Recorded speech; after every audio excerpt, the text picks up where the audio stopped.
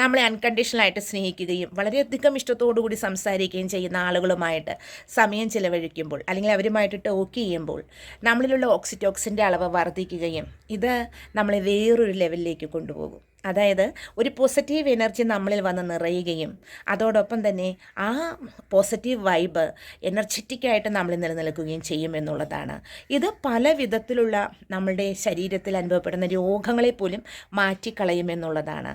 Otherwise നെഗറ്റീവായ ആളുകളുമായിട്ട് talk ചെയ്യുമ്പോൾ ആ വൈബ് നമ്മൾ നിലനിൽക്കുകയും അവർ ചെയ്ത നമ്മളെ അബ്യൂസ് ചെയ്ത കാര്യങ്ങൾ എപ്പോഴും നമ്മൾ റീതിങ്ക് ചെയ്യുകയും നമ്മൾ മോശമായൊരവസ്ഥയിലേക്ക് പോകുമെന്നുള്ളതാണ്.